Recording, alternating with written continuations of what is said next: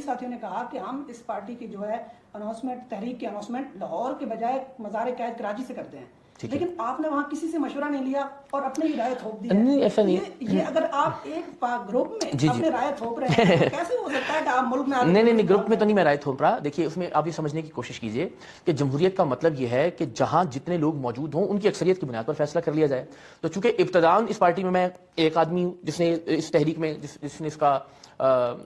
جو خیال آیا، اس کے بعد ابتداً جتنے لوگ ہمارے ساتھ جڑے ان کی اکثریت، دیکھیں ابھی نہ آپ کے پاس کوئی ممبرشپ ہے،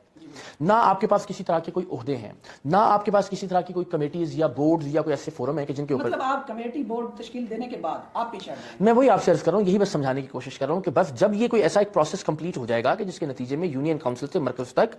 منتخب عہدیداران آ جائیں گے اور منتخب عہدیداران کے فورمز اور کمیٹیز اور بورڈز تشکیل پا جائیں گے انتخاب کے ساتھ، کسی کی نامزدگی پر نہیں کہ اس نے ایک CEC بنا لی ہے یا اس نے ایک بورڈ بنا لیا ہے، تو پھر فیصلے ظاہر وہاں اکثریت رائے سے ہوں گے۔ ابھی یہ کہ ابھی جو لوگ ہمارے ساتھ جڑے تھے، جتنے لوگ بغیر ممبرشپ کے ساتھ تھے، ان سے مشاورت کی تو سب کا یہ خیال تھا کہ جہاں آپ رہائش پذیر ہیں وہیں اس کا اعلان کرنا چاہیے۔